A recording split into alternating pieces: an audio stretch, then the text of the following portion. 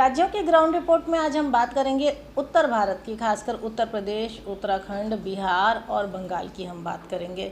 जहां तक उत्तराखंड की बात है तो उत्तराखंड में तो लगभग जो पूरी सीटें हैं, उत्तराखंड का जो नतीजा होगा वो गुजरात की ही तरह होगा। उसमें 100% सीटें लोकसभा की जो हैं वो बीजेपी के ही खाते में जाएंगी। और अब बात हम करेंगे सबसे बड़े राज्य उत्तर प्रदेश की। कहते हैं कि जो दिल्ली का सत्ता है वो जो सत्ता का रास्ता है वो उत्तर प्रदेश से जाता है, और जाए भी क्यों ना, क्योंकि इस राज्य में पूरी 80 सीटें लोकसभा की है। और इन 80 सीटों में से जो दल ज़्यादा सीटें जीतता है, ये माना जाता है आमतौर पर दिल्ली की सत्ता उसी के पास होती है। अब हम उत्तर प्रदेश में बात करेंगे सबसे पहले 2019 की। तो 2019 में बीजेपी गठबंधन मतलब कि एनडीए के खाते में 80 में से 64 सीटें आई थी। कांग्रेस ने केवल एक सीट पर जीत दर्ज कराई थी, और वो एक सीट थी रायबरेली की सीट, जिसमें जो है कांग्रेस की पूर्व राष्ट्रीय अध्यक्ष और कांग्रेस की वरिष्ठ नेता सोनिया गांधी खड़ी थी। तो सिर्फ एक सीट जो है कांग्रेस पर उसी पर जीत दर्ज करा सकी थी। 2019 में बीजेपी को उत्तर प्रदेश में प्रचंड जीत मिली थी। 80 में से 62 सीटों पर बीजेपी जीती थी और 64 सीटों पर बीजेपी अलायंस, और बसपा को 10 सीटें मिली थी और समाजवादी पार्टी को 5 सीटें। बीजेपी की सहयोगी दल अपना दल भी 2 सीटें जीतने में कामयाब रही थी, जैसा कि मैंने बताया कि 64 सीटें मिली थी बीजेपी अलायंस को।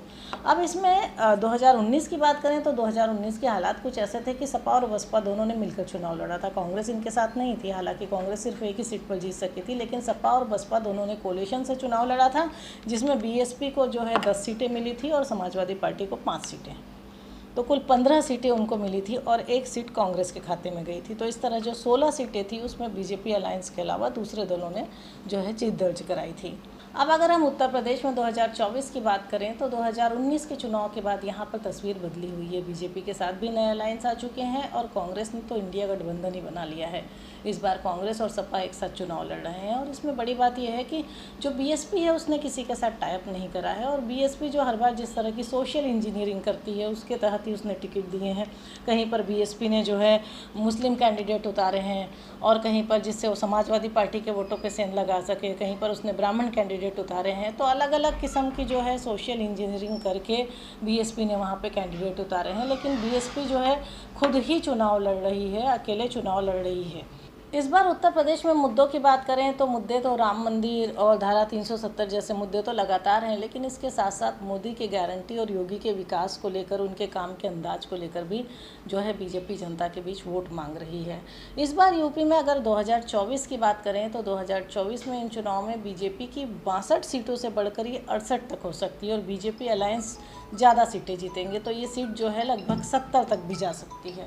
अब 2024 में अगर बीजेपी की बात करें तो बीजेपी को 19 में 62 सीटें मिली थी, और ये इससे बढ़कर जो है 68-69 तक हो सकती है, और बीजेपी अलायंस जो है वो 70 सीटों तक पर जो है अपनी जीत दर्ज कर सकते हैं।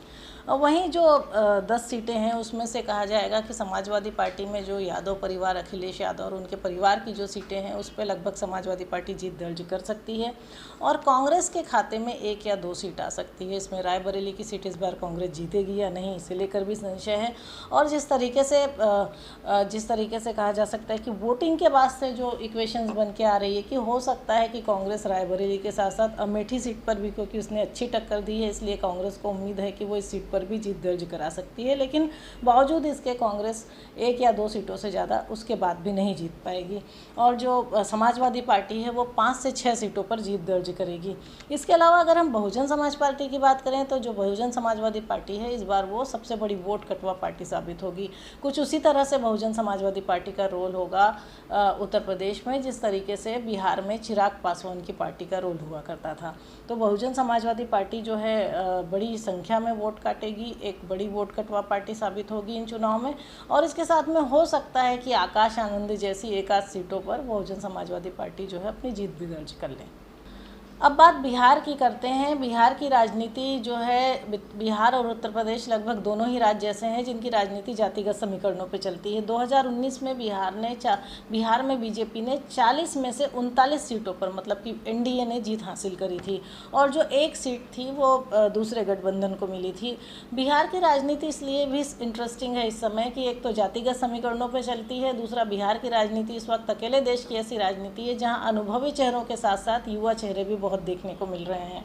दोनों का एक बढ़िया कॉम्बिनेशन देखा जा सकता है, क्योंकि बिहार की राजनीति में परिवारवाद भी है, जातिवाद भी है। यही वजह है कि अनुभवी और मंझे हुए चेहरों के साथ युवा चेहरों का एक बेहतर कॉम्बिनेशन देखने को मिल रहा है। फिर चाहे वो लालू प्रसाद यादव, तेजस्वी यादव का हो, फिर चाहे वो चिराग पासवान का हो, तो इस तरह से एक बेहतर कॉम्बिनेशन देखने को मिल रहा है। और बिहार की राजनीति में लालू प्रसाद यादव अपने परिवार को स्थापित करने में लगे हैं, चिराग पासवान अपनी विरासत को संभालने में लगे हैं, और नीतीश हमेशा की तरह दल बदल करके फिलहाल एनडीए के साथ खड़े हैं। तो बिहार की राजनीति की कुछ इस तरह से तस्वीर देखने को मिल सकती है। दूसरा, बिहार में जो जातिगत राजनीति होती है उसमें लोग अपने वोट को जाति के आधार पर देते हैं, और ऐसे में जो आरजेडी और कांग्रेस ने जो जातिगत समीकरणों को साधा है, आरजेडी ने कहीं यादव को मैदान में उतारा है तो कहीं कुशवाहा को उतारा है। मतलब कि लालू प्रसाद यादव ने यादव और कुशवाहा का जो बीजेपी का लॉ-कुश कॉम्बिनेशन होता है उसके तहत भी वोट दिए हैं। सिर्फ यादवों को वोट नहीं दिए हैं, बल्कि कई जगहों पे 7-8 सीटें ऐसी हैं जहां उसने कुशवाहा कैंडिडेट उतारे हैं। और वहीं चिराग पासवान, ऐसे में अगर मुख्यमंत्री नीतीश कुमार की बात करें तो उन्होंने जो है पिछड़े और महापिछड़ों की राजनीति वो करते हैं, और चिराग पासवान दलित राजनीति में झंडे गाड़ने की कोशिशों में हैं। तो कुल मिला के बीजेपी दोनों जो अलायंस हैं, जिसमें चिराग पासवान और नीतीश कुमार है, मतलब कि जो जेडीयू के जातिगत कनेक्शन है, वो बीजेपी को फ़ायदा देंगे। 2024 में अगर बीजेपी की सीटों की बात करें तो बिहार में 2024 में बीजेपी 32 सीटों पर जो है सीधे तौर पर अपनी जीत दर्ज करा रही है। मतलब कि एनडीए अलायंस 32 सीटों पे सीधे तौर पे जीत दर्ज करा रहा है। बाकी जो कुछ और सीटें हैं उसमें फाइट देखी जा रही है, जिसमें से कारकाट की सीट है, सारण की सीट है, पाटलिपुत्र की सीट है। इन सीटों पर फाइट है, और फाइट होने की वजह वही है जो बिहार का जातिगत समीकरण है। और इस बार जो दलों ने अलग अलग उसमें जो है कैंडिडेट को लेकर एक्सपेरिमेंट करा है, खास करके आरजेडी ने जो बड़ा एक्सपेरिमेंट करा है कुशवाहा कैंडिडेट और यादव कैंडिडेट को लेकर, तो यही वजह है कि इन 8 सीटों पर फाइट दिखाई दे रही है। लेकिन बावजूद इसके एनडीए गठबंधन 32 से भी ज़्यादा सीटें ले सकता है, क्योंकि 32 सीटों पर वो सीधे तौर पर जीत हासिल कर रहा है। वहीं आखिरी में हम बात करेंगे पश्चिम बंगाल की। पश्चिम बंगाल में 42 सीटें हैं लोकसभा की, और अगर हम 2019 की बात करें तो बीजेपी ने 18 सीटें जीती थी और तृणमूल कांग्रेस के पास 22 सीटें थी, और कांग्रेस की जो है 2 सीटें थी। तो बंगाल वो राज्य है जहां विधानसभा में बीजेपी सबसे बड़े दल के रूप में उभरी थी, और ये पहला मौका था जब बंगाल जैसे राज्य में बीजेपी दूसरा सबसे बड़ा दल बनी थी। अगर 2024 की तुलना की बात करें, अगर 2024 की बात करें तो यहाँ के चुनावी हालात 19 से इस वक्त काफ़ी बदले हुए हैं। हालांकि बंगाल के मुद्दे में मुस्लिम आरक्षण का ममता बनर्जी का जो बयान था, बीजेपी ने उसे लेकर घेरा था और जनता के पीछे जताने की कोशिश करी थी कि वो प्रदेश में मुस्लिम तुष्टीकरण की राजनीति करती हैं। वहीं संदेश खाली जैसे मुद्दे रहे, और विकास लगातार चुनाव का मुद्दा बना रहा। तो ऐसे में 2024 में देखें तो बीजेपी अपनी सीटें बढ़ा सकती है, और कांग्रेस जो है गठबंधन, जो कांग्रेस जो इंडिया गठबंधन था उसमें उनके घटक दलों के बीच में आपसी खींचतान इतनी थी, इतने मतभेद थे, जिसकी वजह से उसका नुकसान कांग्रेस को सीधे तौर पर हो सकता है। और यही कारण है कि बीजेपी अपनी सीट इसी वजह से भी बढ़ा सकती है। दूसरा, जो लगातार चुनाव के समय उन्होंने ममता बनर्जी को मुस्लिम तुष्टीकरण पे घेरा था, ये भी एक बड़ा मुद्दा होगा कि बीजेपी वहाँ अपनी सीट जो है ज़्यादा दर्ज कराएगी। और बंगाल की एक बहुत बड़ी खासियत यह है कि 1971 के बाद से बंगाल में कोई भी नेशनल पार्टी सबसे बड़े दल के रूप में लोकसभा में नहीं आ पाई है, और अगर ऐसे में बीजेपी अपनी सीटें 18 से बढ़ाकर 21-22 कर लेती है तो 1971 के बाद से जो है ये बात भी खत्म हो जाएगी, क्योंकि बीजेपी मेजॉरिटी हासिल करने वाली एक राष्ट्रीय पार्टी लोकसभा में बन जाएगी। और अब हम 2024 में बात करें तो जितने सारे मुद्दे देखे हैं, जो चीज़ें हैं, उससे ऐसा लग सकता है, कह सकते हैं कि बंगाल में जो है नतीजे उलट भी हो सकते हैं। मतलब कि ऐसा हो सकता है कि 17 से 18 सीटों पर टीएमसी जीत दर्ज करे, और जो है बीजेपी 17 से 18 सीटों पर टीएमसी अपनी जीत दर्ज करे, और बीजेपी के पास 22 से 24 सीटें आएँ। और कांग्रेस के बारे में जो स्थितियां दिख रही हैं उससे तो लगता है कि शायद बंगाल में कांग्रेस अपना खाता भी नहीं खोल पाएगी इस बार। लेकिन हाँ, बीजेपी अपनी सीटों में इजाफा कर रही है, और तृणमूल कांग्रेस की सीटें कम होती दिखाई दे रही हैं।